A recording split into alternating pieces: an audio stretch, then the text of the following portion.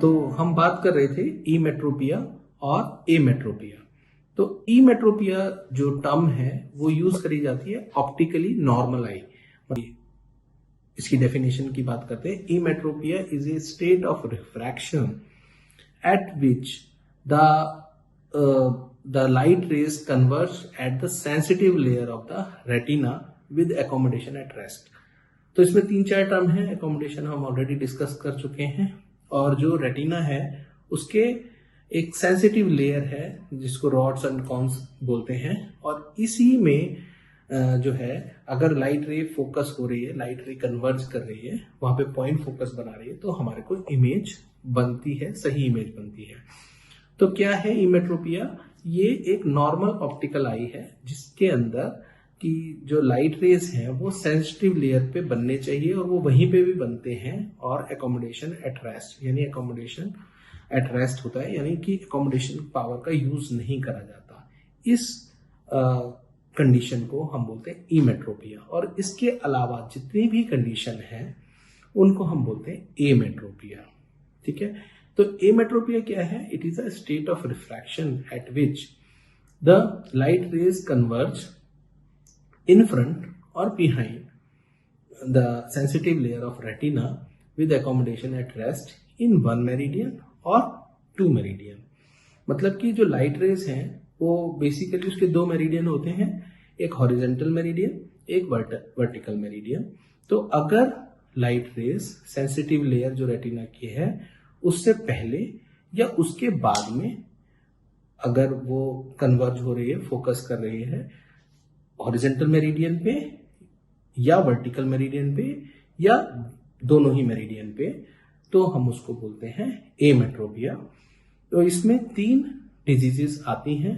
पहला हाइपरमेट्रोपिया, जबकि sensitive layer से पीछे लाइट रे फोकस होती है।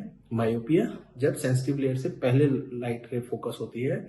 और एस्टिग्मेटिज्म। तो एस्टिग्मेटिज्म में मेरिडियन जो है वो 2 मेरिडियन में अलग अलग लाइट रे फोकस होती है, यानी वर्टिकल जो मेरिडियन है वो अलग जगह फोकस होगा, और जो हॉरिजॉन्टल मेरिडियन की जो लाइट रेज है वो अलग जगह। वो हम सब डिस्कस करेंगे जब हम एस्टिग्मेटिज्म को आगे स्टडी करेंगे।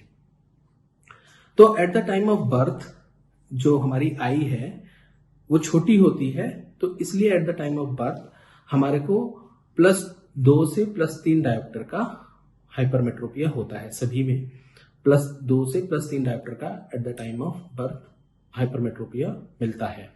और जैसे जैसे एज बढ़ती है, जैसे जैसे आई बॉल का साइज बढ़ता है, 5 से 7 साल की एज में ये जो हाइपरमेट्रोपिया है या जो ये इमेट्रोपिया है, जो एमेट्रोपिया है, उसको वो इमेट्रोपिया में कन्वर्ट हो जाता है, यानी नॉर्मल आई हो जाती है।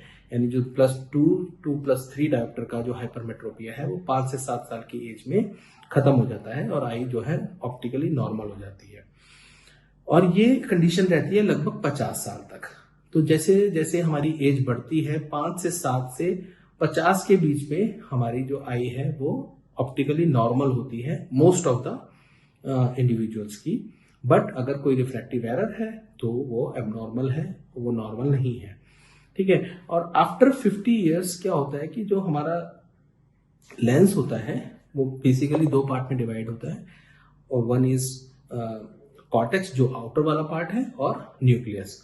कॉर्टेक्स और न्यूक्लियस।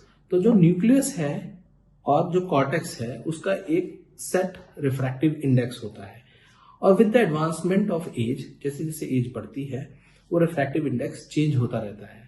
तो अगर कॉर्टिकल में चेंजेस आते हैं, कॉर्टिकल स्क्लेरोसिस होता है, कॉर्टिकल में अगर चेंजेस आते हैं तो वो हाइपरमेट्रोपिया को पैदा करता है। अगर न्यूक्लियस ज्यादा हार्ड हो जाता है तो वो मायोपिया को बेसिकली मायोपिया हो जाता है पेशेंट को।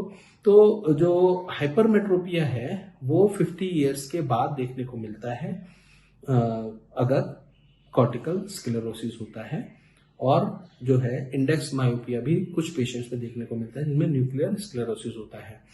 तो इस तरीके से हम मतलब एक नॉर्मल आई की फंक्शनिंग को समझ सकते हैं, और आगे नेक्स्ट सेगमेंट में हम इंडिविजुअल रिफ्रैक्टिव एरर्स को स्टडी करेंगे। Thank you.